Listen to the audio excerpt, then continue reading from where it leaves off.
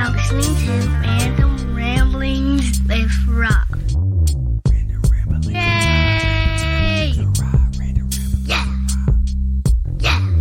B to the R, O to the B, coming at you with the funny random rambling, talking about all the things that'll make that rain day sunny. Yeah, it's hot and popping, fireball dropping, come get your laugh on. Yeah, that's a concept, you know he be rocking. Rob got the facts and all of the gossip, it don't matter where you are or who you with. You gotta tune right in, bring your girl into your girl to bring your friends, be Robbie lit. Tuning in your crib, in your whip, at your job. He got new shows every Sunday. Random Ramblings with Rob. Here we go. What up, everybody? This your boy B-Rob, and I'm back with another edition of the Random Ramblers with Rob podcast. First and foremost, I'd like to thank you, the listener, for coming back each and every week, or however you listen to podcasts. If you're a first-time listener, I'd like to thank you oh so much for giving my show a try. And if anybody recommended you to me, go ahead and lean over and give that person a crisp high five. But if you want to be socially conscious and all that other stuff, you don't want to get the coronavirus, whatever have you, do it the safe way and pick up your mobile device and pick your favorite app of choice and send them a well-crafted DM telling them thank you for recommending you to me. Speaking of social media, you can find the Random Ramblings with Rob on various social media platforms to include Twitter at 3R Show, Instagram at The 3R Show. You can find video interviews, not this one, unfortunately, on YouTube. And you can find me playing games on Twitch and Facebook. Just search for 3R Show. For anything that I may have forgotten to mention, you can find it all on randomrob.com. On randomrob.com, you can find many different ways to help support the show and also our fantabulous sponsor, Hooks, Rubs, and Spices. Get some of that spice in your life, baby. Put some of that on all your meats and other delicacies that you're dying on in the evening time, in the morning time, brunch. Whenever you eat food, put some Hooks, Rubs, and Spices on it, baby. And if you go to hooksrub.com, you can get 15% off your order if you use promo code RANDOM. Now, we got all that shit out of the way. This is a treat for me.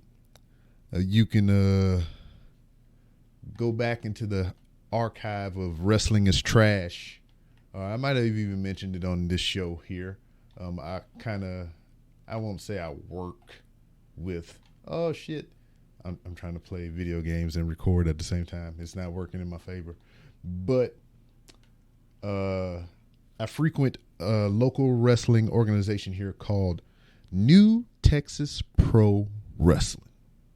And amongst the men and women that work for this promotion or work with this promotion, I got to speak to one of my favorite. When it comes down to the entrance, just this man's swagger, how he presents himself on camera and everything, I totally dig the dude, and I have no doubt in my mind that he is going to the moon. I couldn't find my button. To the moon! Whoa! Yeah! But it's there now. Joining me on this edition of the Random Rambles with Rob is the bounty hunter, Bryan Keith, the current New Texas Pro Wrestling heavyweight champion. So I got to talk with him a little bit. I'm going to apologize in advance because we had shenanigans, which kind of led to why we don't have a video edition for this episode. Is we had some connectivity issues, which wind up having us going analog. I had to get that man on the telephone so we can talk proper like. So I do apologize for the abrupt cuts in audio and the quality of, because I believe it goes from stereo to mono at one point. That's when I was actually talking to him on the cellular device.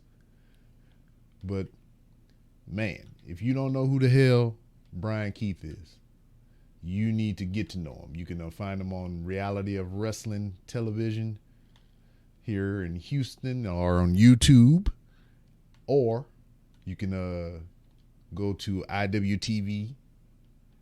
I believe that's what it is. Is IWTV? I got a shirt in my closet. I should know what the fuck it is. But you can find all manner of Bryan Keith there with New Texas Pro also on YouTube. And just look this man up.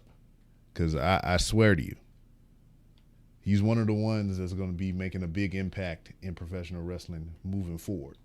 And, you know, just hear from the man himself on this edition of the Random Rounds with Rob podcast featuring Bryan Keith. Man, this is what COVID brought me. So everybody was shut down. They got bored and everything. Didn't have nothing to do. My wife made me mad, and I ain't had nowhere to run because this her house. So I went in the garage and I built me a joint. Nice. I can sympathize with that. All right. I gotta make me a little setup like you, bro. Hell yeah. But shit, I mean, how you doing, man? First off, I'm good, bro. Not bad. I'm just fucking about to the bit. I was in the house, but my kids and everything, so I was like, man, I'm just go out to the car and do this podcast. And I can sympathize with that as well. Yeah. Shit, I was in here setting up and everything, and then I was like, oh, what's happening? And I opened the door, the kid just standing there. I was like, what? Hi. What Yeah, then the dog come run up in here. Then the dog come run up in here, and I'm like, all right, y'all gotta get out now. Yeah. But shit, I ain't gonna keep you too long because I know you're a busy man. Because you, dude, I don't know I can't put the shit into words, but you, amongst many things, are a busy man. Yes, sir. I'm trying to stay busy, man. I'm trying to make myself permanently busy with this wrestling stuff. So, like for you, this all started around what, like 2012, something like that? Yeah, well, I started professionally in 2010, and then I was wrestling before 2010, but that was like illegitimate, like in backyards or like, you know, people who knew about wrestling teaching me, but not really. But I started officially in 2010. Yeah. Word. So, how did you wind up hooking up with ROW and all that? So I started at Texas All Star, which is a place in Humble. They still go on right now. They still be running the shows. But actually, I think they're one of the longest running Texas wrestling promotions in Texas All Star. And I was wrestling there for like a good 5 years, I think, or 4 maybe. And then I was wrestling at a place called the Armadillo Flea Market where they were doing like lucha. And a guy by the name of Kevin Bernhardt, who is like Booker's right-hand man now, he was doing like talent scouting because they're supposed to be doing like a cruiserweight division. So he saw me and my homie Javier Vega from La Familia. He saw us wrestle and he reached out to us and then was trying to get us to Booker T's. And then once that happened, we just made the transition from Texas All-Star to Booker T's and just started wrestling there. And the rest is history. Word. Because, like, for me, I mean, I'm not a native Houstonian or whatever. I'm from right next door in Louisiana. Okay. And when I moved here in 2016, I believe it was just like, all right, I'm here. I got to find the local wrestling. And that's when I found out about ROW. I was able to talk to Kiefer and JJ. I got them on the show when I first got here. And I've been kind of keeping my eye out on what's been going on around here. The only reason I ain't been down to the freaking ROW show is, as you know, as being a Houstonian, that shit's far. It's super far, bro. It's super. I'm up I here in be going Spring. for training, boy. Because I'm up here in Spring. Yep, So that shit is like way down there. Yeah, I'm over here off 249, bro. That mug extra, bro. But I mean, hey, for me, in my case, I ain't got no choice but to go. But I do. You're I'm gonna get there. But I was looking at some of your earlier stuff from ROW and everything compared to what I got to see here in person with a New Texas Pro, and I was like, dude, you don't even look like the same person. Yeah. I feel like I just kind of found my stride, bro. Like as far as just being myself or just express myself and just not just being a character and wrestling, just being my actual self and offering myself as a professional, as an athlete, as a performer. I think like just all the I guess like the falseness of it, the button down I was wearing, the cowboyness is like, you're still a wrestler, so you don't have to look like a cowboy. So it's like I feel like once I started doing that and just taking myself more seriously, taking my dieting more seriously, everything just started clicking. So I mean, I'm trying to see, like I said, I'm trying to make it my job, full time job, and I'm just trying to see as long as I can go, man. Wrestle as long as I can. Word.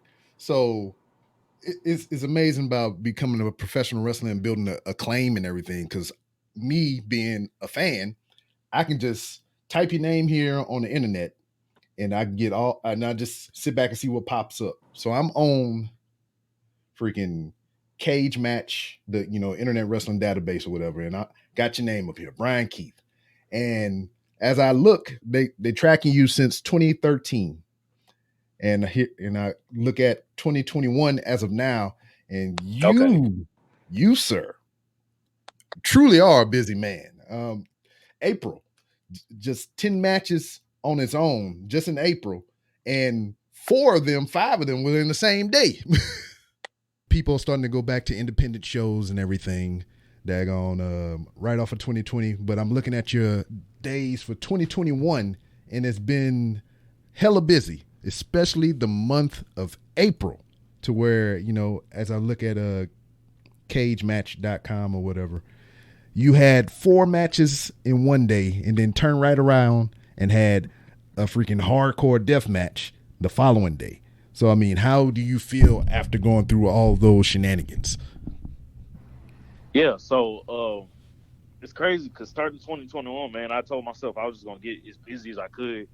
I was going to take all of the quality bookings I could and just, not really say no, just try to just get busy and just get to it, man. Try to make this my full-time job.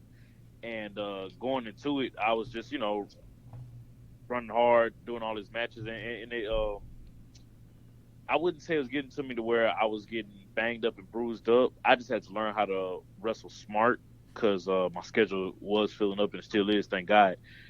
Going into April, like that WrestleMania, I wrestled ACH and Heavy Metal.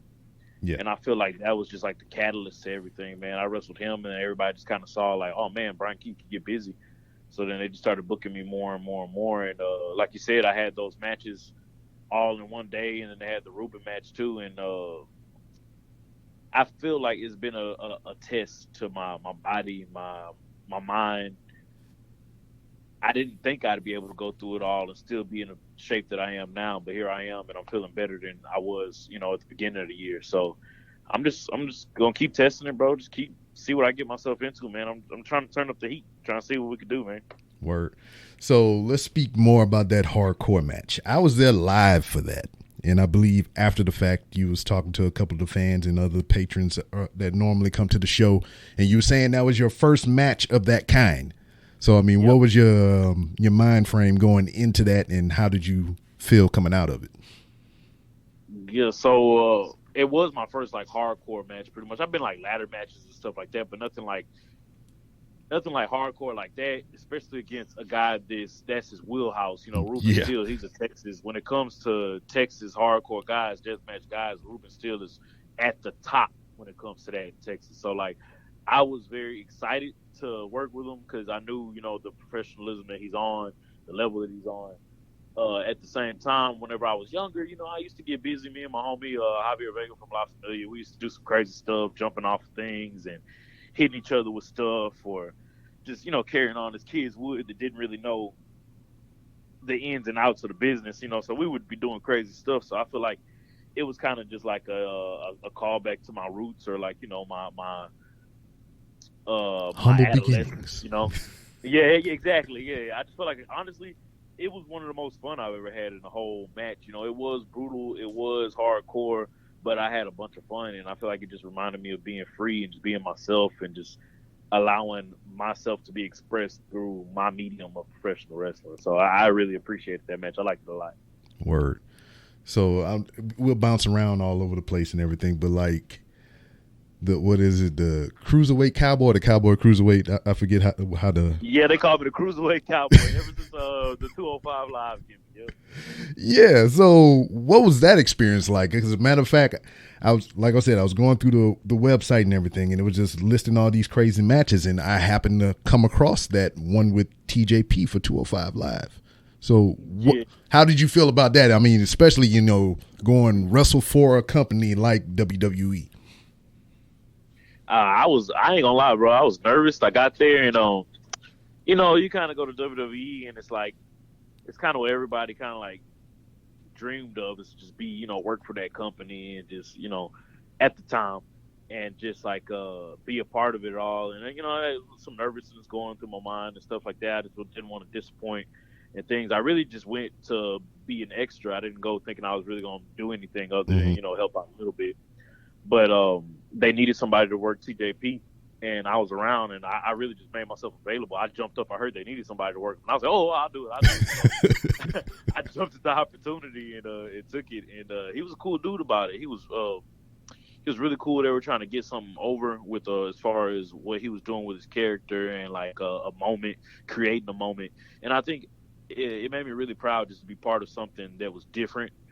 A guy shooting a promo while wrestling, beating his opponent, making him tap out. I think that was like a pretty cool story to be told and things like that. And also the fact that when I was there, the agent for the match was Arn Anderson. So here I am with Arn Anderson and TJP working this segment out, making it come to fruition. It was somebody's idea, but the fact that we hit the nail on the head and made it come out exactly the way they needed it to happen. And honestly, it was like a very memorable moment, as far as like one of the moments TJP being in WWE, and definitely a memorable moment for me as far as my career. So it was really fun, man. It was the rush of going out there in front of like thousands of people. We were in Corpus Christi. Or Corpus Crispy, as he pronounced it. Corpus Crispy, as he called it. Yeah. Corpus Crispy. He was trying to diss like it was my hometown, but I was like, bro, I'm from H-Town. This ain't my hood. But I mean, hey, all Texas is my hood now. I'm the poster boy for Texas, so I'll take it. But at the time, thousands of fans being in that arena, and just it's crazy because like I didn't get an entrance. I just walked out to the ring with the ref, so it wasn't really like I got like a good reaction or nothing whenever I came out. Nobody was screaming or nothing, but you could just hear the buzz of just all those fans as I was walking out, just being like, man, who is this guy? Whatever, like just being kind of curious. Then the lights hit, bam, they come back from commercial, TJP's music hits, and that's when it just settled in for me, bro. Like I was like, man, I was nervous. You hear the fans, like it's just like it's crazy because they're so loud that they're quiet. Literally so many people, and it's just like a kind of like it's like all you hear. And it really just made me realize, man, I could do this for the rest of my life, man. I could have that feeling for the rest of my life. If I could wake up every day and take care of my kids and my wife doing that, I'd be a blessed man. And that's that. I feel like that's what kind of started me on my trail, is like, man, I got to get this, man. I got to get to it, because I really want to make this my life. And when you was going through that, reliving that moment for us, and I appreciate it. Well, one of the things that you was, I kind of caught you saying, you was like, everybody want to be at WWE at the time. At the time, yep, at the time. So, what's the landscape now is what I'm talking about. Well, yeah, there's more places to go, but I was gonna say even before that, I was just speaking as far as like, I guess everybody else, because me, I like WWE. I grew up on WWE. That's my first introduction to professional wrestling. But as I got older and as I learned more about professional wrestling, I leaned towards Japanese style. Exactly. Like just wrestling in Japan. So really, WWE is not my main goal. It's not the place I want to go. It would be nice to work for them and get paid by them. That'd be amazing. But is that my goal? Is that where I want to go? Nah, I want to be solidified as one of the best to ever do it in this professional game. And I feel like all those guys, well, most of those guys came from Japan or trained through Japan. So really that's the route that I'm looking for myself.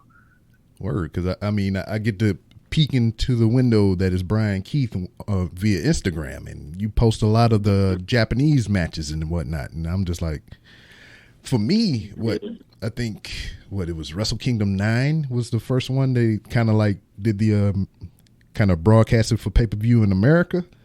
And that's kind of where I picked up on it and everything. And I seen Shinsuke Nakamura for the first time and Carl Anderson and all them when they were good.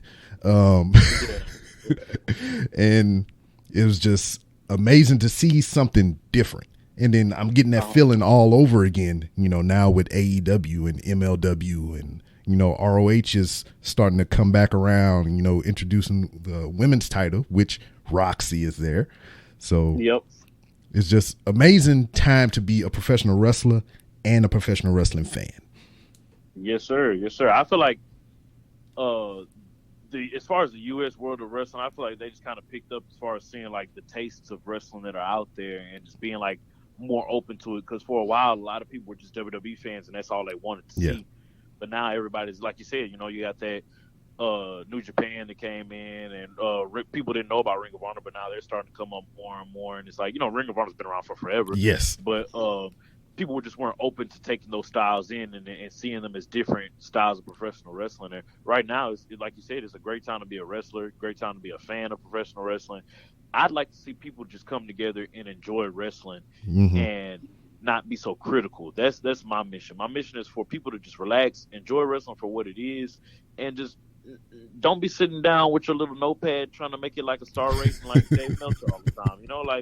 It's all about just going, getting yourself some food, getting yourself some alcohol, a little drinky drink if you want to, and just losing yourself within that moment. Yeah. Whether it be from any outlet, WWE, Ring of Honor, New Japan, any of that. But that's what I like to see from wrestling, bro. Everybody just truly enjoying it and taking it for what it is. Because at the end of the day, it's us putting our bodies on the line and killing ourselves for this profession. Yeah. We love this. And God forbid, I don't want somebody, if you're a trained professional and you're taking it seriously, I feel like there's no need for a fan to be bashing you online or be talking to, you can have your favorites and stuff like that. But, you're going to have to show respect to everybody that's going to get in them ropes.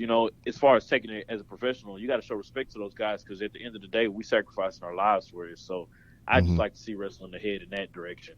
Yeah, because we've had this conversation many a times, on the podcast and, just amongst friends and whatnot.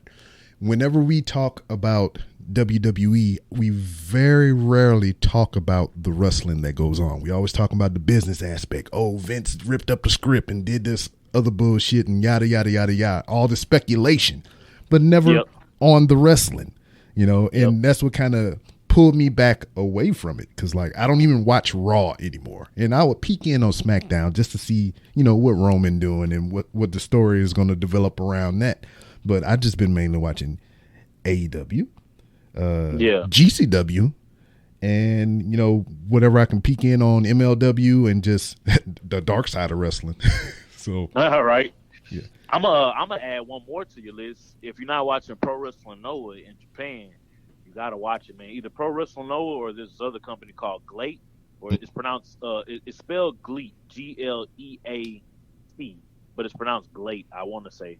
But those two promotions are promotions that I watch heavy is Pro Wrestling Noah and GLEAT. And as far as in-ring product and producing just the sports style and the athleticism and seriousness that professional wrestling can provide, I feel like those two companies they check my boxes. So add them on there, brother. If you can find some Pro Wrestling Noah, they got a tournament going on right now, the N1 Victory Tournament. It's like the actually G1's running right now. Yeah, G1 is they on day 7 now, and I'm so behind because if you get behind on that shit, it's just you might as well wait till it's over. Yeah, what I like to do is I like to pick when the tournament starts, I'll pick 3 of my favorites, maybe 4, because I watch a lot of I watch a shitload of professional wrestling, bro. I pick maybe 4 of my favorite guys, and then I'll just make sure I stick with those guys' matches. Mm-hmm. And then if I hear anything on a forum or anybody in their story saying hey, go out of your way to watch this match, then I'll go out of my way to watch other matches and stuff like that. But for the most part, I'll stick with my 4 guys or it does get exhausting because there is so much professional wrestling to watch, bro. Especially right now, it's ridiculous. You mix with what's provided today on an on-demand basis, mixed with what's from the past. Literally, bro, it's endless amounts of wrestling to watch. And sometimes I get not sick to my stomach because I love wrestling, but my mind will be boggled because I'm just like, man, damn, oh shit, I forgot I gotta go back and watch this match. Hell Oh yeah. crap, I forgot to see this series, or I'll see something on the timeline for like the pages I watch on Instagram, and it'll be like a old school Japanese match. I'm like, dang, I gotta go back and find that one. Or, Yeah. It's really cool, bro. Like you said, it's a great time to be a fan and a professional wrestler all in one. So coming up here next month, you got the return match with Darius Lockhart. I mean, how you feeling about that? I'm excited, man. I feel like Darius is a guy that I knew of him, but I never knew him, never met him personally. And it's crazy because that weekend first of all, that WrestleMania weekend was wild anyway, because I never, before then, I was never flown out for professional wrestling. I would always drive. Yeah. And I've only been to like a couple of states. I never wrestled in Florida, and I've never been on a plane. So that was my first time for all that. That was my first WrestleMania weekend period as a performer. And I've been wrestling for I'm going on 11 years now. So like, that was like literally super exciting for me. I just had a adrenaline rush the whole time. And then the fact that we were going on, we went on at like 1 in the morning, 2 in the morning. Yeah. For GCW for the culture. So I was really just like, bro, I was on a natural high anyways, just because it was like early and I don't even be up that late. So it was wild. I'd be asleep, bro. I got kids and a wife, dog. I'd be knocked out. But literally to be wrestling, 2 in the morning with this crowd, and the crowd was kind of tired at first. You can kind of see it and feel it in them, but everybody was crunk for the show because, it's for the culture. Everybody's there for a reason. We're there for a purpose. So I feel like that was just buzzing throughout the air. The fact that everybody was just, everybody was crunk to be there. And then you had the match happen with me and Darius Lockhart. First time us even touching in the ring. First time meeting each other. First of all, he's a stand-up guy. Super cool dude. He's become, honestly, one of my, if not best friends, brother in the business at this point.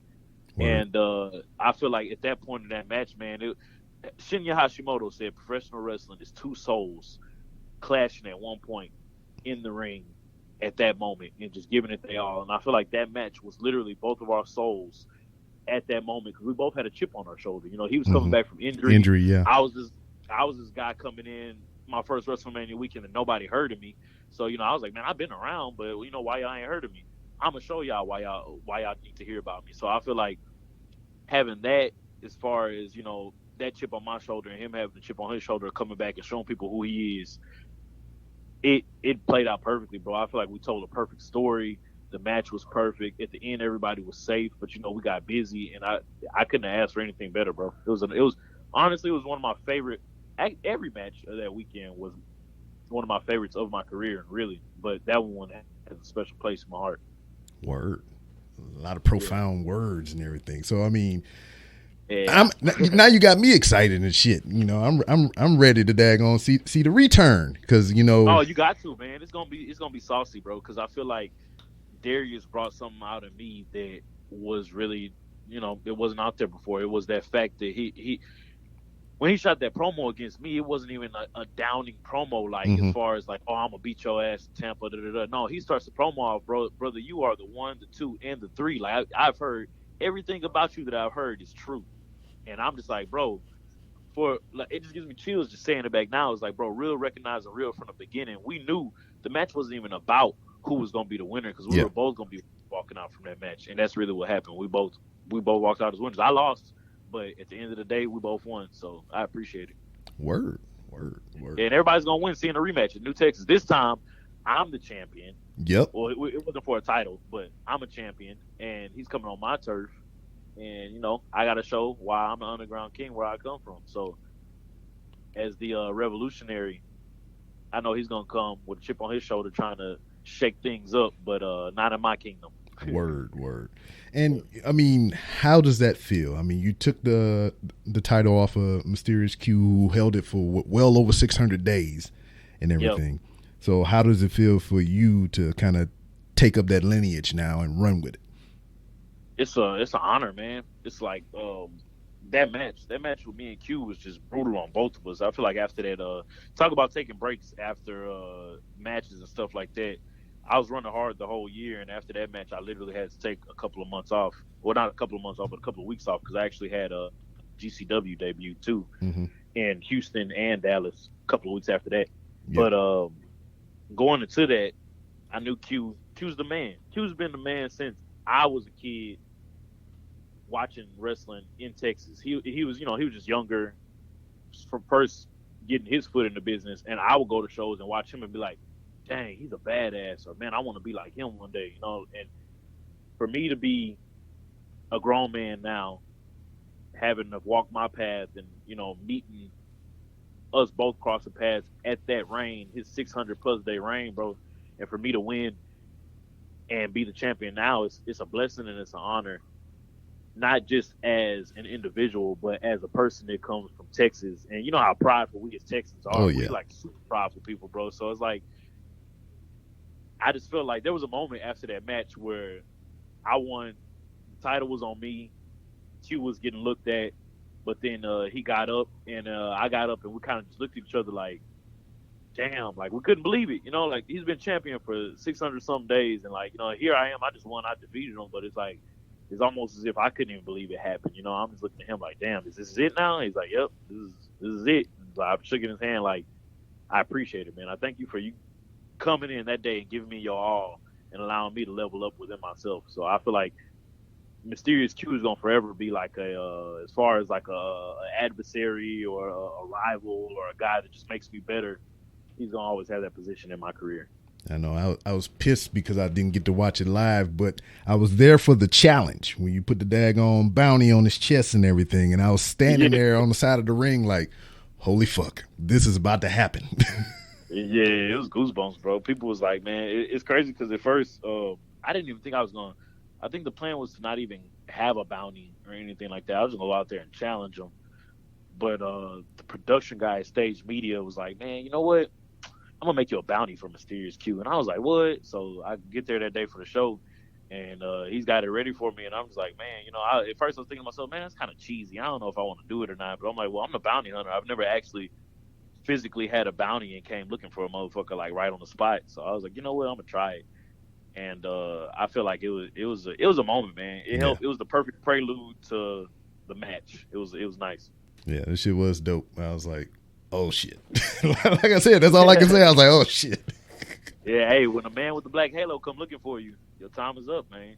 Yeah. So like speaking about that or whatever, from as far as your appearance and being more you and everything, I mean, what led you more toward like the poncho, and then sometimes, I mean, because it's never the same really whenever I come see you, because I see you one time you got the trunks on, then I see you another time, obviously it was for a hardcore match, you had the jeans on, then you had pants on another time. It's just like it always varies and whatnot, and it's fresh, and I like that. I like to switch it up, man. I feel like after I let go of the whole button down combo, really it was just getting too hot wrestling like that. It looked like it. Yeah, we in Houston. I can't be in the summertime wrestling with a whole button down on and tights and everything. And I feel like it was too much of a crutch for me to just not get in shape. I had a shirt on, so it's kind of like, I ain't really got to get in shape. As long as I'm ring, ready, I should be fine. But I feel like once I took off the shirt and, was just out there, with my bare self, it was like, all right, it's time to get in shape, time to be more serious about your workouts and stuff like that. And the Western gimmick, the Western theme, I don't want to say gimmick, but the theme was always there because my dad is a huge Western movie fan. Like, he loves spaghetti Westerns, like from he almost has like almost everyone ever made. And like literally growing up, he was just always watching them, and I was always watching them with him. He would always watch movies, period, but his favorite kind are Western movies. Yeah. And that's kind of where it stemmed from, was that. But then once I got to Booker T's, he made it like, oh, well, you remember the show The Rifleman with Sammy Davis Jr.? And he was like, you should be like a bounty hunter, So that's where I got the bounty hunter gimmick of it all, as far as like the bounty hunter portion, as far as coming for people, or, now you got a bounty on your head. Having that as part of the theme came from Booker T and my dad. And then I guess me just putting a little spice on top as far as like the Houston culture and the school culture. I got sponsored by Swisher House, so I was like, man, you know what? I'm sponsored by Swisher House. what's besides swishers and smoking, what's also synonymous with Swish House? Well, grill, shiny, bling bling, things like that. I feel like it reminds you of Swish House when you hear Swish House. You think of Hmm. the chain, the grill, you know, all that, just that lifestyle. And I was like, well, man, let me just add that whole culture to what I got going on. And I started wrestling with the grill in my mouth, and just like even with like my merch, incorporating maybe like DJ Screw Yeah. influences within my merchandise, or other like DJ Michael Watts, like or old like that's where I got the Underground King moniker from. I got it from UGK, Bun B and Pimp C, because Pimp C is my favorite rapper of all time. And UGK, I was like, well, I could call myself the Underground King. So I like, really, my first T-shirt was based off of the UGK album, the first album with the maroon and the gold and the Yeah. white.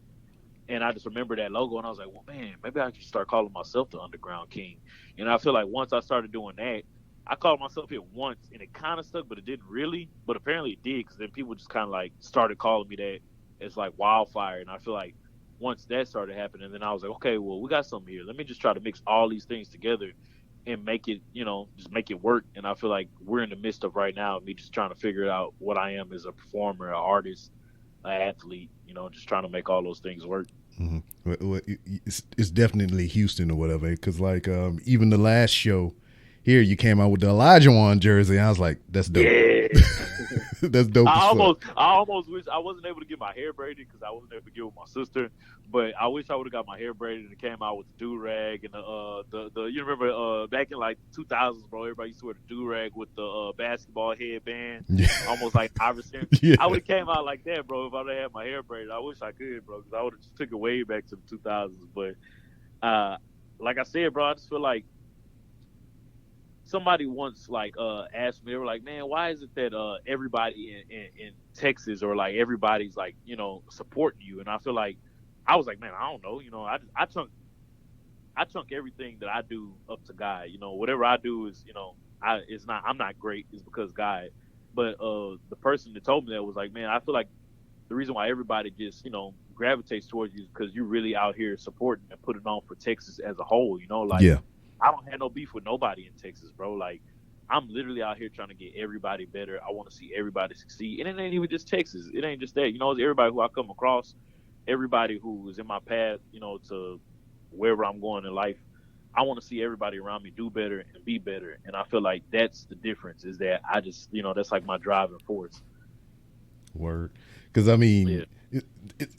you definitely Texas. Because I don't know too many people, personally, and like I said, I'm not a native Houstonian. I ain't from here. That be like coming to the ring from Greens Point, Texas. I was like, wait a minute. Yes, sir. I said, I've been And that's to. not even a city, man. Yeah, I People be know. thinking like, oh man, is that a real place in Texas? I'm like, bro, no, that's like it's a hood in Texas, but it's where I'm from. That's where I grew up. Literally, I was literally born in Greens Point, bro. Whenever I was born, my uncle was living in Lincoln Green. He was living in a Lincoln Green neighborhood, because my people live in Lincoln Green East, but he was living in a neighborhood near Lincoln Green East in Greens Point.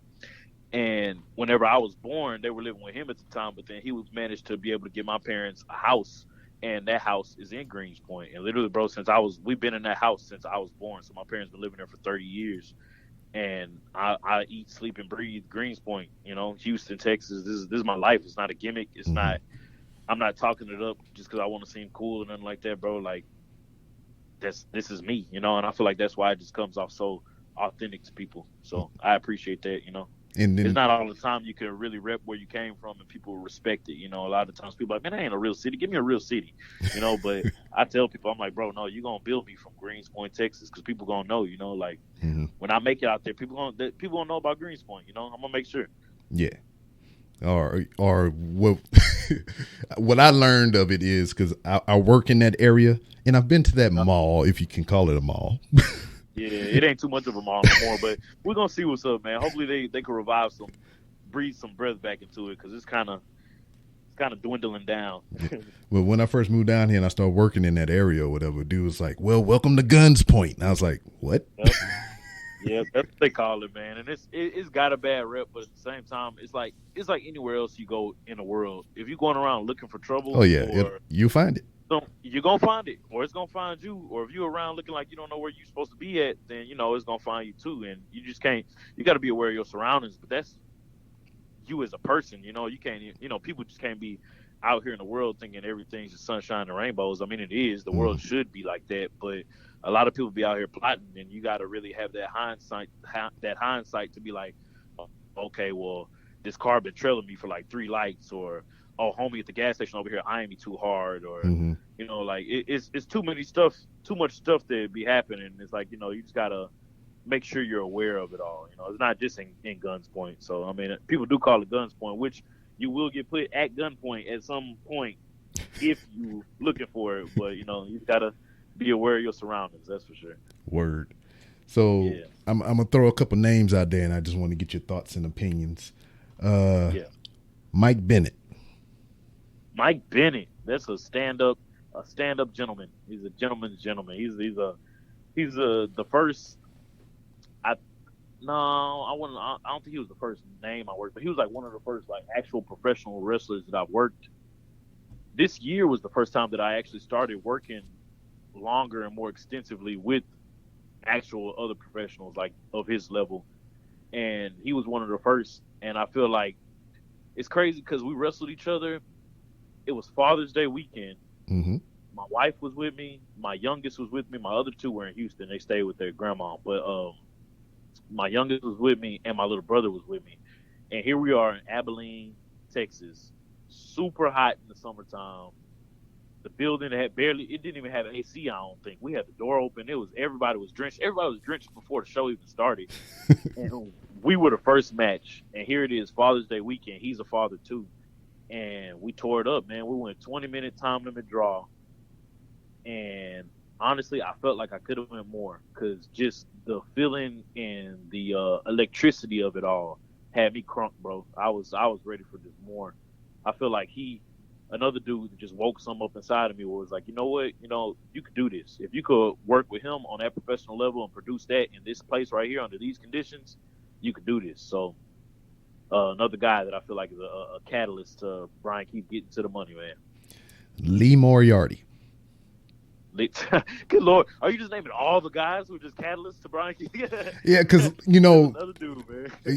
Before you even get into that one or whatever, I watched y'all before and after that show, and it was just like y'all had the match, and then y'all stayed after and was grappling after the show. Yep. What's crazy is that I had that match with him.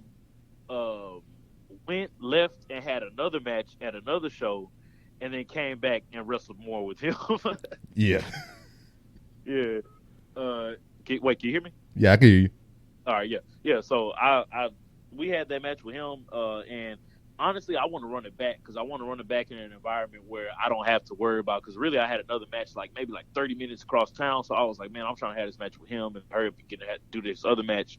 So my full attention wasn't focused directly on the match with him, but broke that man headphones though. Yeah. It's all a part of the story, man. I feel like that's what I was gonna get to. I feel like it's cool because at the time everybody's billing him as the greatest professional wrestler in the U.S. and he hates whenever I say it. He hates when people say it. Period. I feel like if people are saying it, bro, it's a thing. They ain't saying it and you're not backing it up. Yeah. You're saying it and you backing it up. So I know he don't want to be called it, but hey, it's fitting to him, that's for sure. But my mind coming in was, okay, well, we got the best wrestler in the U.S. coming to wrestle me. How can I throw him off his game? How can I get the edge on him and make this, my game, So when it started, I got the jump on him. Bow, super kick, soul firebomb, going for the pin. He kicks out. I was trying to finish it from the beginning. I still had the poncho on doing all this. So I'm like, you know what? Yeah, that shit was come to my house. hilarious.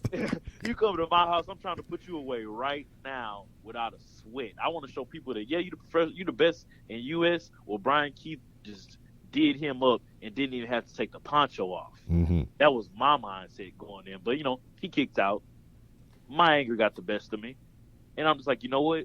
How can I throw him off his game even more? You know what? What puts him in his game? Well, I know he listens to music before the match to put himself, in the game. So I'm thinking to myself, my temper's getting to me. I'm like, you know what? Pass me them damn headphones. And I just snapped them, bro. You hear a lady in the front row just gasp, and she's angry, livid, bro. She's like, how you gonna be disrespectful like that? How you just gonna snap his headphones? I'm like, man, I'm trying to win, lady. Like you worried about all this. You worried about materialistic things, and I'm trying to get this victory. I'm trying to take home this money to my people, to my wife, my kids. So I feel like story wise, it was a really cool moment for me and Lee. And as far as the match goes, man, Lee could. I ain't got to tell you, he could hang with the best of them. Mm-hmm. Man. He could do that and more. And I feel like the ceiling for him is there's no ceiling. He could be as great as he wants to be, honestly. And that's why I'd be willing to or wanting to have another match with him, because I just feel like that's another guy that makes me a better me, a guy that I could roll around with and create magic with and just come out on the back end as a better version of myself. So that's how I feel about Lee. Word. Aaron Mercer. Aaron Mercer. That's another dude, man. It's crazy. I feel like Aaron Mercer was the start of all this happening, actually, because I came to New Texas and I think I had a match against ASF and maybe a couple of other people, and then I had the match with Mercer, and then we killed it. And whenever we killed it, there was a guy, Mouse. Yeah. You know, yeah, he was the guy at Big Starks brand. He runs Big Starks brand. He was in the crowd for that match with Mercer, and also AJ Gray was in the crowd for that match with Mercer. Yep. And as we were wrestling, we were just going hard at it, going hard in the match, and they're tweeting about it as the match is happening. So I didn't know that. I get to the back after the match is done, and we did thank God it was a great match. I enjoyed it all. We get to the back, and my Twitter's just blowing up. I'm like, man, what the heck? So the footage comes out of the match and everything, and it's received well amongst everybody. And I just feel like it's crazy because that's another guy that I've never rolled around with. I've never even touched, never practiced with, nothing like that. And we got in the ring for the first time and just created magic. We meshed with each other really well. And Aaron Mercer's a young dude. He's a dude in Texas. I want to say he's been wrestling for like maybe 5 years, maybe less. And he's a cold guy. Another guy, I like to call us guys in Texas Iron Man. So if you ever see anybody going hard in Texas, period, I'm always calling them all Texas Iron Man. But I feel like it's because iron sharpens iron. Yeah. And that's why everybody's so cold in Texas. Everybody be like, man, Texas used to be a black hole. What happened? And it's like, nothing happened. Everybody who was hearing y'all say Texas was a black hole, we were just quiet, training with each other, just getting busy with whoever we could while COVID was happening or while, these circumstances were coming, to fruition. The whole time we were just getting busy training, and it shows. And I feel like Aaron Mercer's another guy in Texas. We just out here trying to tear it up, bro, trying to show people what we can provide as far as Texas wrestling. And one of the names I'm about to bring up, and y'all need to have a rubber match. AJ Gray. Man. So I mean, y'all 1-1 right now. Y'all need to break that tie. Man, I don't even know if I want that rubber match. Boy, AJ Gray is a beast, brother. He is a beast, man. When you talking about a guy that's like, I've never wrestled around. I'm just starting to get my feet wet as far as wrestling with professionals and guys on different level. I've never been around when Bill Wild was out or who else is a very intense wrestler? Shibata. I've never wrestled Shibata. Yeah. I've never wrestled anybody you can think about the most intense professional wrestlers you can see across that ring. I feel like AJ Gray is in that category, bro. He like, not only does he bring that physicality and that intensity, I feel like his aura just brings that intensity. Like, we had a match in New Texas for WrestleMania weekend, and he was coming out before me. Boy. And literally his music hit, and he was super crunk. and just see him here, see how crunk he was, and like how gun ho he was about what was about to take place.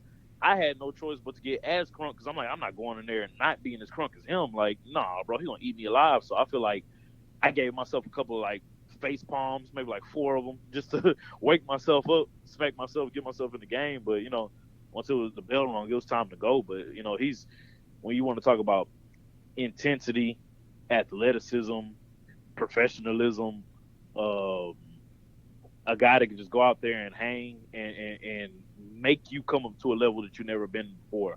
I feel like that's AJ Gray. He's a very cool dude. Another guy that I knew of but didn't technically know him personally, but after this year, like a guy that's like not just a friend of mine, I consider him a brother in the business, bro. Like we fought like we were brothers and little brother, big brother type stuff. So I feel like I watched that man bite another grown man's foot.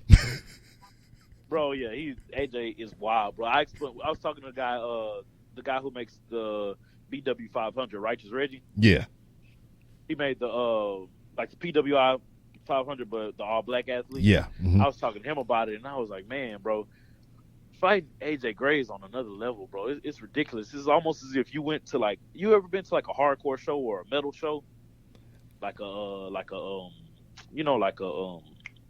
where they play metal music, where they be having pits. Only on TV, but I know what you're talking about, like a mosh pit or something. Yeah, exactly. All right, so it's like as if you went to a metal show or a hardcore show, bumped into a linebacker, and he was also like a gangster. And you in the pit, maybe throwing down, you accidentally hit him with your fist, and now he want to fight you. Like, that is AJ Gray. Like, he is all those characters balled into one. Like, the most dangerous guys that you could think of balled into one dude, bro. It's cool because for me to know him the way I know him on a friendly way, but also see how dangerous he is really cool. I think he's a cool dude. Yeah, he got a mean ass wheel kick too. Not to even mention the clothesline, just the wheel kick itself. He got a mean clothesline. He got a mean wheel kick. He got a mean chop block. He got a mean everything, bro. His regular chops, moonsault, everything he does is with intensity, bro. And that's what I mean. Like, I ain't joking, dog. Everything he does, he puts his whole force in being into every move, and it's cool because it's like, Booker likes to call it lazy legs. When you see people wrestling and they not really going so hard, they looking like they slowing down and stuff. Mm-hmm. He likes to call it lazy legs. That's what Booker T calls it. And I feel like AJ Gray don't wrestle with no lazy legs, bro. He ain't wrestling with lazy nothing, bro. He out there going and giving his all. I didn't see AJ Gray in Dallas, bro. GCW. He had a match. What was it? Fatal 4-Way with all the members of SGC in a hardcore match. Turned around and filled in for Nick Gage in the main against Alex Colon in a death match, bro, in the same day, bro, in a hot building, a super hot building. He's just an animal, bro. Freaking animal. All right, I got 2 more names. One, when I seen it come up, I was like, this is insane. Davey Richards. Yeah. Davey Richards, man, that's my...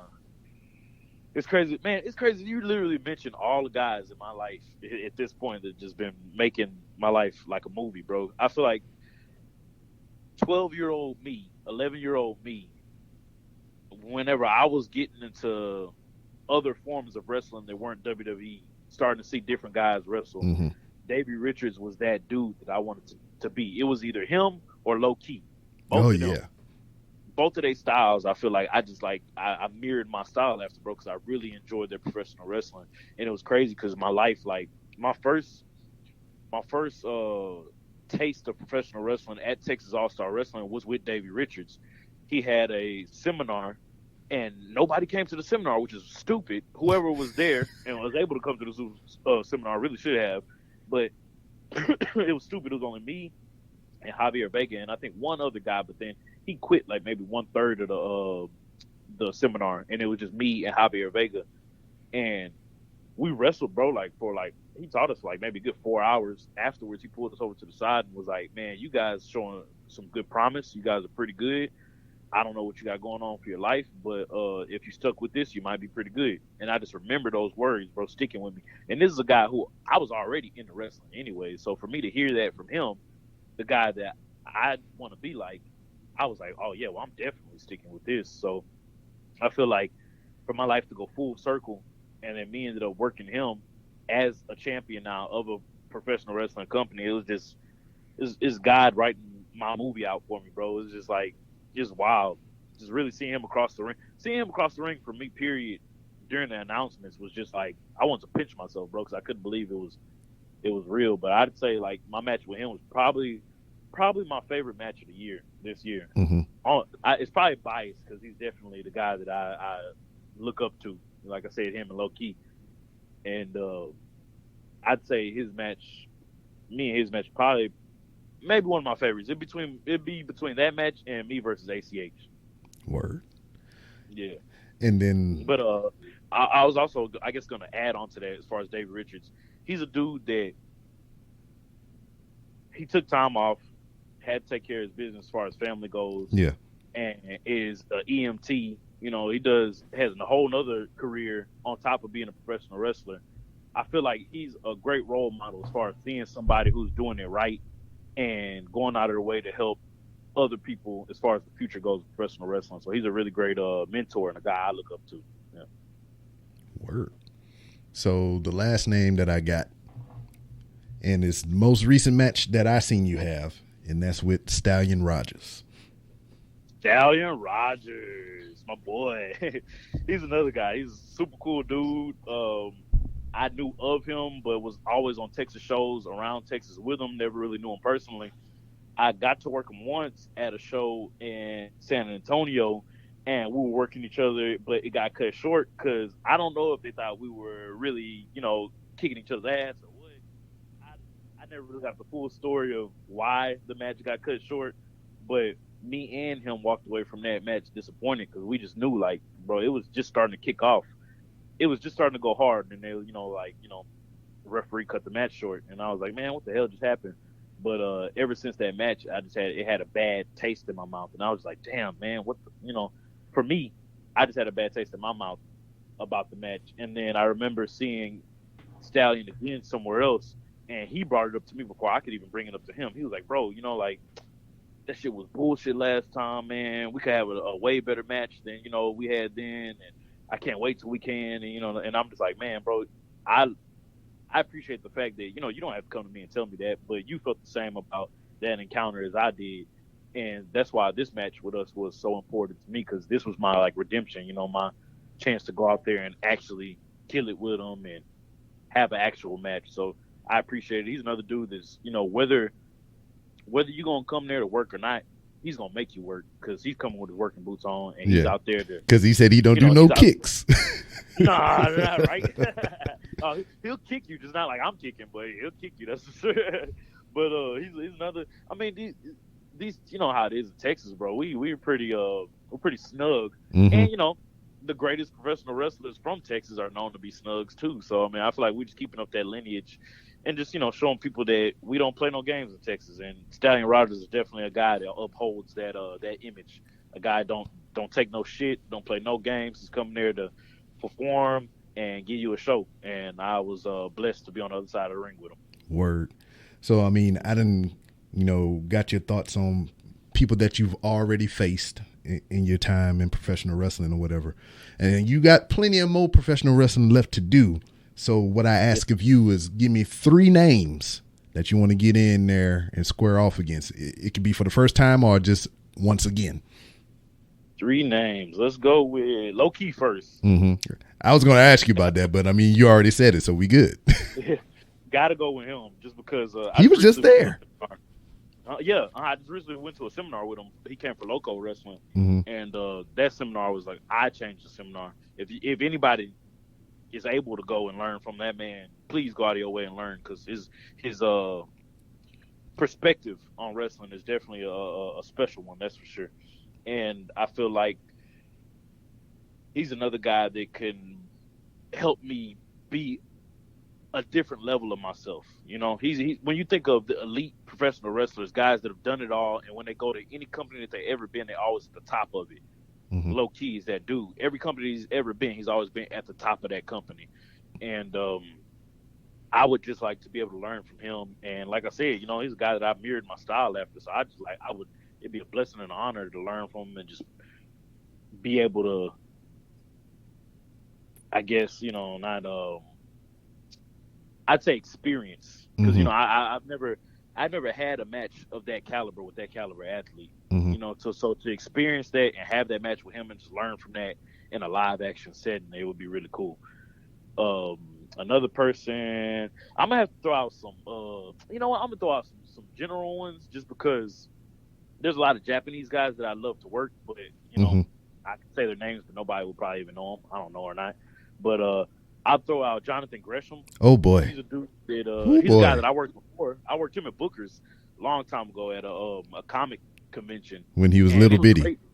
Yeah, baby Bryan Keith. Yep, I worked him, and it was great then.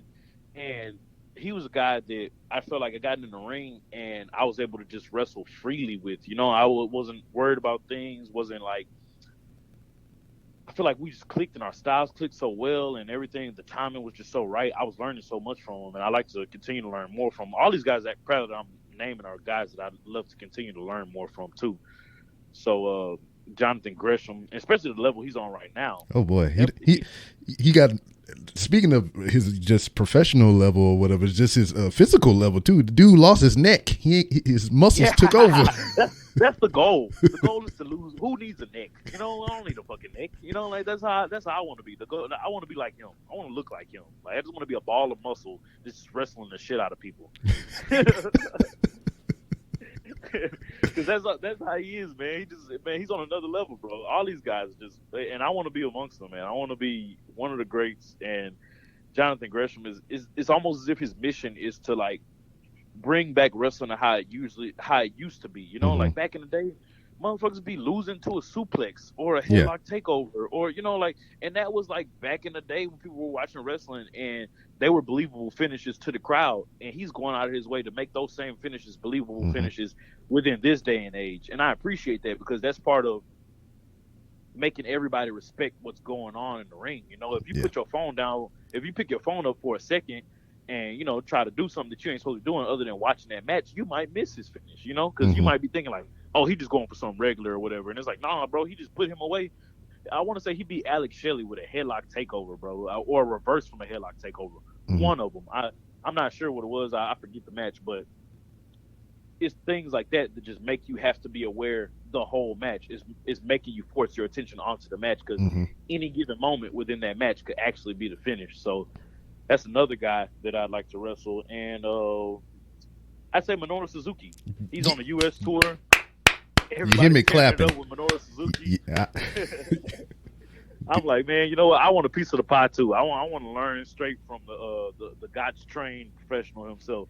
And that's another thing. He's keeping along that lineage of professional wrestlers actually being professional wrestlers. And that's what I want. You know, I'm trying to take the sports entertainment out of professional wrestling. Yes, I enjoy the pageantry and the aesthetics of professional wrestling. I'm not saying we can't have that stuff because I do enjoy that.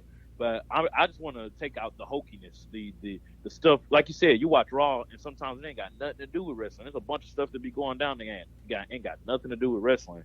And Minoru Suzuki is that dude. When he's in the ring, dude, that's what you get. You're going to get professional wrestling at its finest, its high level. I heard the music when he came out for AEW that first time. And dude, I welled up a little bit. I ain't gonna lie. Yeah, and then they cut it, and it was like, son's a bitch. Oh, that was the next night. I mean, shit. Oh man, I was upset about that though. But but that's another dude that's just, man, he just keep it on that lineage of professional wrestlers being actual professional wrestlers, bro. Here he is, 50-some years old, still tearing it up at a high level, still able to go with anybody across the planet, and that foundational training shows. You know, all those guys that I mentioned, every guy that I mentioned now, you know, is just foundational professional wrestlers. They are professional wrestlers at heart, and I feel like I want to be that as well. I'd throw an honorable mention in there. There's a guy in Pro Wrestling Noah named Takashi Sagura. Mm-hmm. He's like he's not the champ right now. I think Marufuji's the champ. He's the main champ. But Takashi Segura is, I want to say he's a national champion. I want to say he's a GHC national champion, something like that. But he's a guy, like I think he's like 52 or something like that, still going hard, going extra hard, and it's like that's why I want to train under that Japanese professional wrestling styles, because it's a pattern, you know. Any guy who goes through there or it comes from there, their careers are usually lengthy and meaningful, and that's what I would like my career to be. Word. So Yeah. I mean, if you don't mind, what are you doing to take a step toward that way? Just taking myself seriously, honestly, man. I feel like at first it was kind of like, you know, I kind of think to myself, and I'm like, everybody who's ever been great is a human being just like I am. Mm-hmm. But you see these people and you don't really think that way sometimes. You think like, man, it's super hard, or man, how they do that, and it's like the shit that it takes to get on that level is immense. The work ethic, the talent, the dedication, everything is super, like, you know, it takes so much. And I feel like me just surrounding myself around guys that already have that success, or that are used to that success, has helped me transition into that mindset of, you know, just being able to train daily without, you know, somebody having to stay on my ass and be like, hey, you need to hit the gym today, or me not eating a whole sleeve of Oreos and choosing to eat some fruit instead, you know, like, because it happens, you know, I'm human. You know, I'm not going to act like I'm not, you know, like, it's whatever, you know, you get tempted to eat some cheeseburgers or, you know, pizza, or sometimes, you know, I got kids and a wife, you know, I don't want to force them to eat like that all the time. You know, sacrifices must be made. They got to eat that, and then I'll go out of my way to, you know, cook myself something or something like that. But it's really, I feel like what it boiled down to was sacrifice, bro. Like, what am I willing to sacrifice to actually make this shit my life? You know, like, I could say it all day. I could say, man, I want this for my life, or I could pray to God all day and, you know, wish on a star about it all day. But, like, what am I doing day in, day out, from sun up to sundown whenever I wake up? If I'm doing at least something that's putting me towards that goal, then I'm good. And that's really what I focused on, is just every day. Every day is not going to be good as the one before or after. But if I could do something to bring me closer to my goal every single day, then after a while, prayerfully, I'll be where I'm trying to get. So that's what I've been trying to focus on, man. Word. And speaking of sacrifices and everything, I mean, you're not doing this alone. I mean, you got your family and everything, like you were just speaking about and whatever thing. And, you know, especially like when you come home from a hardcore match with Ruben Steele and whatnot. I mean, bro, you know what's crazy? My wife don't even know I had that hardcore match. Ooh. All right. She saw like pictures of it, but she didn't know like like how hardcore it was. I feel like she just like thought it was like one of my other matches or whatever. But she still hasn't, like, I've yet to even watch that match back with her or nothing like that, just because I don't want my kids or her seeing, you know, like, that craziness of professional wrestling, because really that's not what I do. So it's not like, it's not something that they'll be getting used to. Yeah. But you know, my kids are young. My oldest is 5, so I don't really want her seeing daddy, you know, doing stuff like that just yet. You know, when they get older, I'll probably like, hey, look at this cool match that I had. My wife probably kicked my ass. She's like, you ain't tell me you did that. But, you know, at this moment, I ain't really, you know, exposing them to all that or nothing like that. But yeah, life is wild, man. I feel like they're, you know, whenever I have matches like that, or just being out the whole weekend gone from, you know, Lord knows where, all across the United States or whatever, they're definitely my reason why I get back, and it's like I miss them. You know, I feel like whenever I'm gone, I'm missing something, and I feel like as a man, as a husband and a father, if I could do what I love and take care of them, then it's you know, my box is checked. So that's what I'm trying to do, is just make it my living to where I can just fully take care of them. My wife could just, you know, not relax, but, you know, let's figure out a way for her to, you know, be home with the kids and just make something for ourselves rather than working for somebody else. And then, you know, me just traveling and wrestling and stuff like that. So that's my next goal, is just to make this my 100% my total income, and just allow my wife to be here with my kids and just be able to teach them, because the world is, you know, kind of crazy at the moment. You know, you got COVID happening, you got people being crazy, bringing guns to school, or, you know, just online bullying and stuff like that, or just people being crazy, period. And I don't, you know, I don't want to shelter my kids, and I'm not going to shelter them because I want them to be out in the world. But at the same time, I do want to mold my kids the way I want to mold them, and not send them out into the world and allow the world to mold them. I Because got the you. world just be trying to, and that's me growing up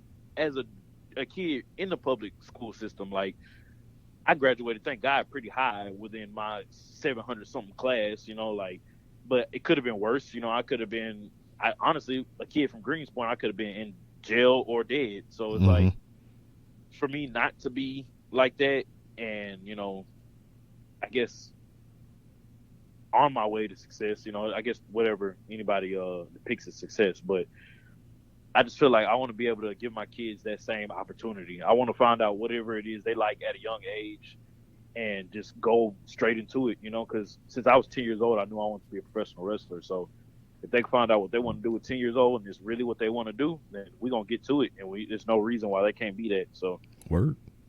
yeah, I just want to be able to do that for my kids. So I mean, if it ever came up to where one of them want to be a professional wrestler, what's the first match you gonna show them? I ain't even gonna show them matches, bro. I would if my girls want to be professional wrestlers, I would never show them any matches. I would take them to ballet, and then I would take them to boxing. Oh, limber and get the hand-eye down. I got you. Yeah, I would take them to ballet and then boxing, and then I would probably go to like Russia or something so they could learn like mat, like true mat techniques, like some type of sambo or something, bro. Because if a little tear would swell up in my eye if one of them wanted to be a professional wrestler, but I would go like extremely to extremes. So you'd be like, all right, you're gonna be the professional wrestler that the daddy could never be. Like, I'm gonna take you to do everything that you need to do, training wise. We're gonna learn from whoever we can, nutritional wise, whatever. Word. But I might also have that same energy if they don't want to be professional wrestlers, because that's important. I don't make everything about me. Yeah, I understand. Yeah. My kid in here drawing on every piece of paper that she can get her hands on or whatever. So I find myself going into Walmart just buying sketchbook after sketchbook after sketchbook. Exactly. After sketchbook. I was like that as a kid, bro. That's how I got my letterman in high school, was drawing. I loved drawing as a kid, and I feel like it's like a part of my creativity today, as far as wrestling goes. Just has a lot to do with art, because I would just like. Actually, I spent time whenever I was a kid just like drawing, like, whatever gear I would have on, or whatever character I wanted to be, or, like even other characters. When I first learned about Jushin Liger, I draw Jushin Liger everywhere. I even got Jushin Liger tatted on my knee. Yep.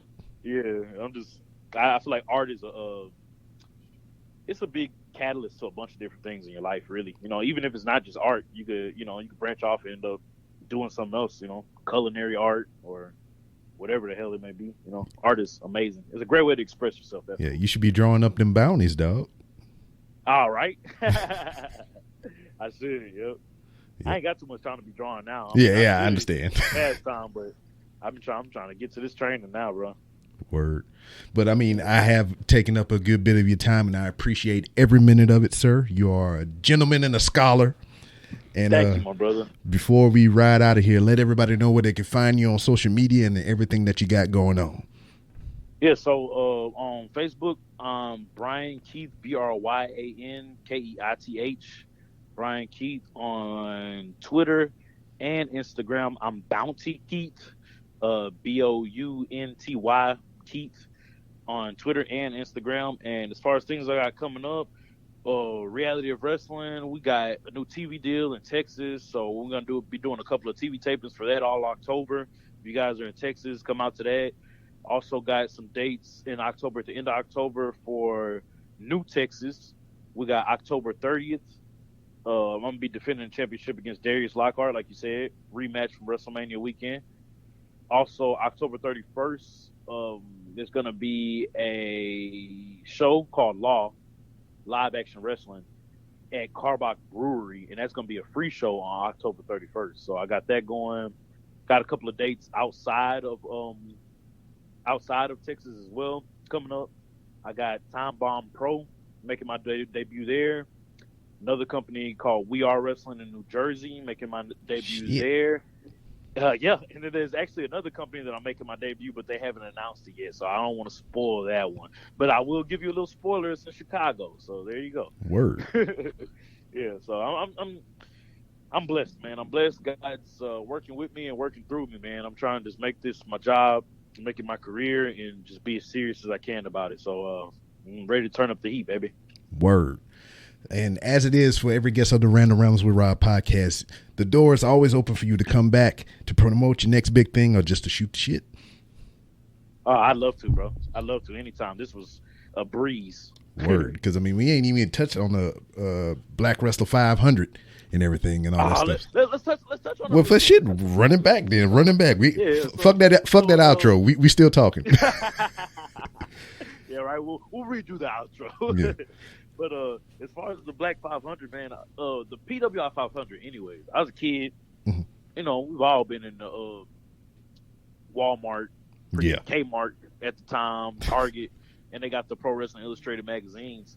And I just remember as a kid seeing those 500 magazines, and just that's how I would learn about new professional wrestlers. I'd see the list 500 and just see whatever pictures they had, and just be like, oh man, this guy looks cool, or oh, this guy's name sounds cool, and I look him up on the internet and stuff like that.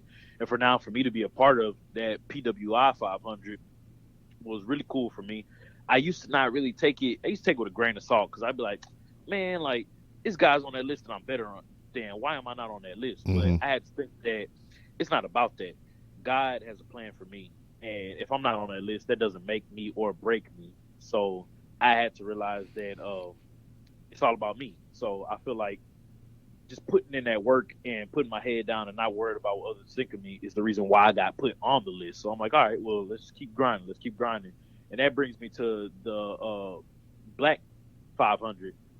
That one means a lot. Not like the PWI doesn't mean a lot to me. Yeah. It does. It means, to me, because like I said, I was a kid reading those magazines, and now here I am in those magazines. But the Black one means so much more to me just because in the professional wrestling, not even in professional wrestling, in the world where sometimes my skin color may not be seen as a supreme skin color or a color that can produce greatness in other people's eyes, not in, my eyes, of course, but in other people's eyes.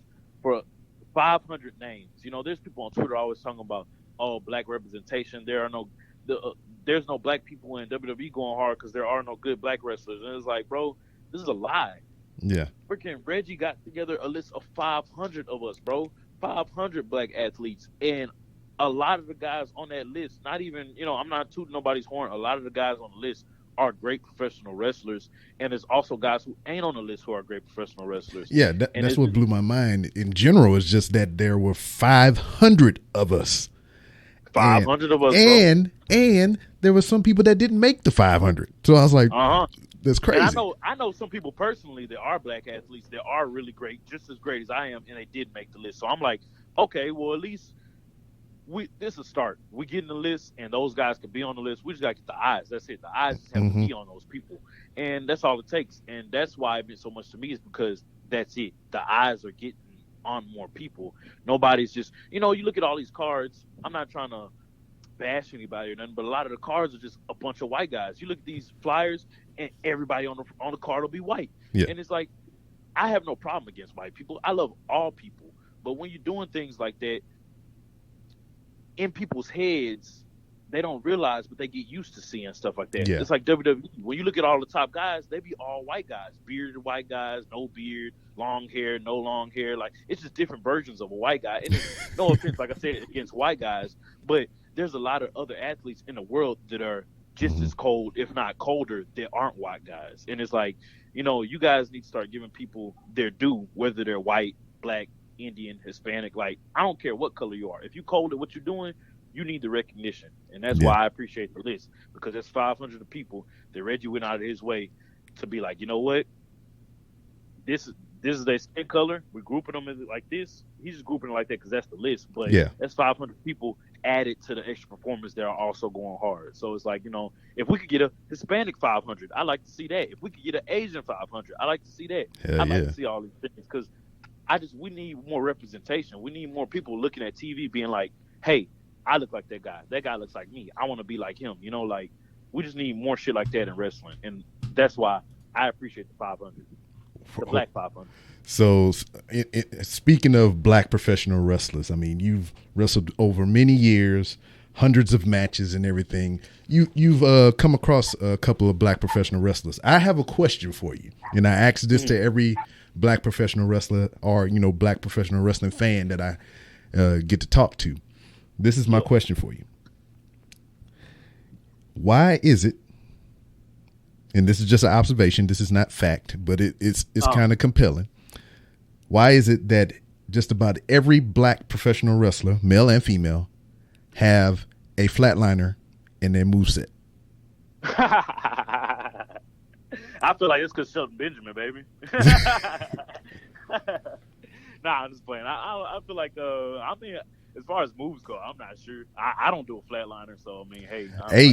Well, I mean, there's buzz coming up around this because I asked a whole bunch of people, and I can give you names. I mean, one of them you just said, Shelton Benjamin. R-Truth. You see, there you go. R-Truth. MVP did one for a short amount of time. That's true. Bobby Lashley does one. Cedric does one. Swerve does one. Ricochet did a. I'm late on the boat, bro. I need to be doing the flatliner. See, that's what I'm talking about. That's why I'm trying to spread awareness or whatever, because I know what I think. Gato was the one that made it. Canyon was the one that made it mainstream in my eyes, but the freaking flatliner or any variation of it is our move. That's our move. We need to claim it. That's what's up. That's what's up. I've already converted one black professional wrestler. He said he didn't have it in his moveset. He was going to put it in there. And if I can preach the gospel today, I hope you can slide it in there somewhere. You kind of configure it in there. Brother. I can do it for the culture. I can get a little flatliner in there for the culture. Yeah, because, man, I put it like I forget. I think it's like a 2 or 3 minute video I put on Twitter somewhere or whatever. It's just all the different black wrestlers that I can think of, or that I can find at least clips of doing the flatliner. Shit, Brandy Rhodes got a flatliner. That is a bunch of people. That actually, you're right, bro. That is like everybody you named. I have seen them do a flatliner too. Like, it's not like you just BSing. Like, you literally tell the truth, bro. So I'm like, dang, you onto something. Every guy that's like a successful black guy. Well, I about to say I never seen a Rock do a flatliner, but I mean, he's like half Samoan, so he don't really count. Well, shit, I mean, like Brandy Rhodes does a flatliner, a variation of it. Swole does one somewhere. So I mean, I'm pretty sure there's footage out there of Booker T doing a flatliner too at some point in his career. I know. I mean, we need to whisper something in his ear because you like to lace up every now and then. Yeah, man. That's a match, brother, that I would really enjoy it too. Talking about dream matches and people that I like to work.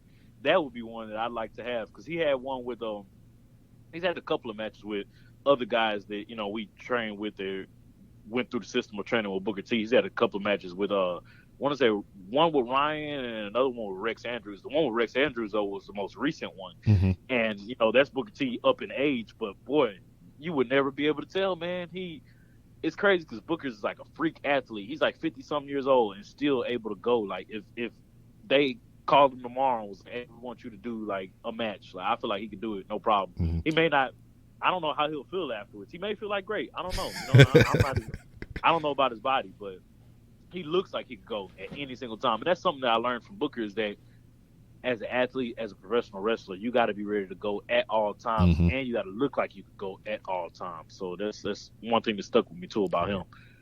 And another move that we look good doing is a scissor kick, an axe kick. So that's one that I could adopt. I'm the quickest kicks in the South, so I mean, any kick I could adopt. I wouldn't mind doing that one. That's for sure. Word. But flatliner, man, I try to get it in there. I'm not a fan of moves that kind of really don't look like they're actually hurting a person, because I feel like it's not like flatliners don't. It's just they look like I'm also hurting as well. Yeah, it's almost like they rock bottoming you. Yeah, exactly.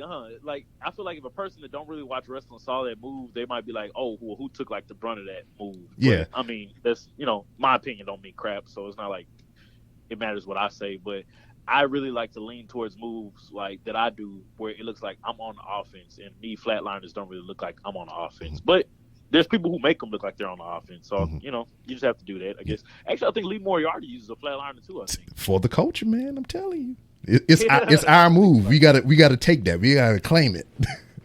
You know what? I do like. I like the flatliner into the Koji clutch that Christopher Daniels used to do. Oh yeah. Mm-hmm. Yeah, I like that flatliner. Who knows? I might slap on the Koji clutch. See, boom. I mean, we making moves, making $1 million moves. Yeah, because it's just like, as far as I can remember, because like I remember Mortis Canyon doing that move, and forever since that moment that I seen him do those moves, I would go make a creator wrestler in the game, and I would put that in the move set. Then when I had my little bit of professional wrestling training myself, I wanted to incorporate that in my move set. I mean, I think we genetically predisposed to liking that move. Flatliner. That's what's up. I leaned towards the rock bottom when I was a kid. I loved the rock bottom, bro. I was rock bottom, man. That was my move. I hit anybody. If I was wrestling on a trampoline, oh yeah, you had to watch out because you was gonna get hit with a rock bottom, bro. Either that or a Death Valley driver. I love the Death Valley driver. Yeah. But that's a move I never even used. I'd never even do the Death Valley driver. But I feel like everybody and their mama do it. That's why I don't. But, yeah. Hey, that's another horse of a different color. So. Word. But shit, I mean, so what are you watching now? Like, let's get away from the wrestling a little bit or whatever. I know you got kids and all that stuff, because like what I've been doing. Bro, honestly, I don't even watch nothing. If it's not wrestling, I honestly don't watch it, man. I'm a boring dude. Like the only two things I watch is The Mandalorian. Okay. And I've been watching the Wu-Tang series with my wife. That's been cool. And then I've been watching the What If series on Disney, the Marvel. That's been really cool. Yeah. That's been keeping my attention. And then besides like the Western movies, I watch every now. Well, not even every now and then. I actually watch the Western movies more than I watch anything. But honestly, wrestling is all I freaking watch all the time, bro. I watch wrestling 24/7, man. You guys, my wife, sometimes she'll get mad because I'll be watching wrestling while I'm watching wrestling. Like wrestling will be on big TV. And then I pull up my phone and be having a match on my phone. And she'll be like, well, damn, which TV you going to use? Because you using your phone and a TV. Oh, shit. Yeah, I'd be tripping, bro. But I'd say outside of wrestling, I guess, just Mandalorian, that Wu-Tang series, and that What If series. That's really all I watch. I don't really watch nothing else. Nothing really keeps my attention like that, man. Mm-hmm. Yeah. I mean, we don't even have cable for the most part. I mean, we got to ask little streaming services, obviously, but it's just like, I'm kind of the same way, I guess. I mean, there's things that pique my interest. Like I just finished. I'm caught up to the last episode of the What If series, and I'm ready for the next one because that's the finale. And it's just like, yeah, you're right. I mean, if I ain't watching wrestling, I ain't really watching shit. Yeah, I don't really like to watch too much stuff anyways, because nowadays, like, shows would just be tripping, like you could be watching the show and they just trying to push an agenda on you, and it's not like I'm against any agendas. It's just that I'm against people pushing shit on me that I really don't like. If you're subliminally pushing on shit through my shows, I'm not trying to fuck with it, because it's like, what are you really trying to do, bro? Like, I'm just trying to chill, and I'm watching this for entertainment. I'm watching this to get past whatever's happening in my life, just to relax. I don't want to have to worry about being brainwashed watching some crap. So I'm like, I feel like wrestling is like, it's probably brainwashing me to be violent, but it's art, Yeah, brainwashing me to go chop the shit out of a Walmart employee and. Right, hell yeah, bro. Even my kids be walking around the house chopping the shit out of each other, each other, all that shit. It'd be funny. And I got all girls, bro, so it's even funnier. They're just around just wrestling each other, and like, I don't know. I like it. I like my girls to be, rough. I don't, because the world is rough. Like everything. I like them to have a sweet side too, but for the most part, I want them to be pretty rough and tough, man. Because I don't want to have to worry about them. That's for sure. That was my firstborn. My firstborn was a girl, and she was a boy to me until I had a boy. Yeah, I got nothing but older sisters. I got 4 sisters and 1 little brother. So I grew up nothing around girls, period. And it's kind of crazy because I just ended up having all girls too as my kids. So I mean, I'm just like surrounded. I joke with people because I'd be like, whenever I was younger, I prayed to be surrounded by women. But not like this. Not like this. But nah, I love my girls. I love my wife. She does a phenomenal job as far as being my supporter and main supporter, and just keeping me motivated, and also just running stuff when I'm not around, and being a role model. And she's great, man. I can't say more great things about her. She's the best thing that ever happened to me, honestly. Word. That's what's up. Yeah. Well, shit. I mean, that now that's probably a good place to put a pin in it. It is, right? Yeah, we'll go ahead and end it on that. So if she hears this, she'll be like, all right, he put me over. Yeah. But, man, I appreciate you giving me your time, man, and everything. And, dude, no shit. I've been spreading the word of Bryan Keith as much as I can. I just show people the entrance, and then they sort out the rest of the stuff. Thank you, brother. And don't even just stop with me, man. As far as Texas wrestling, put everybody on the map as far as Texas wrestling. We're trying to do what Paul Bosch was doing, showing people that professional wrestling can be great again. It don't have to just be here in Texas. It can be in the world. But we want some eyes on here on Texas, too. So, you know, you put people on me, put people on Switcher House, put people on Texas wrestling, period. Just let them know we out here working hard. If you don't work, you don't grind, you don't shine. Word. Freestyle King, look at you. Yes, sir. It takes grinding to be a king. I'm just quoting all these Mike Jones. Oh shit. Hello, everybody. This is Hoppy. What's up, everybody? I'm over here cooking dinner with hooks, rubs, and spices. B-Rob turned me on to this stuff, and I tell you what, it's great. It's a homemade blend of the finest ingredients sourced from Texas gardens, farmers, and markets. And it's some good shit. I tell you what, try the smoking sweetness, or you can try Hoppy's favorite, the Mad Cow, which is a nice peppery slap in the face. One taste, and you'll be hooked. Hooks, rubs, and spices.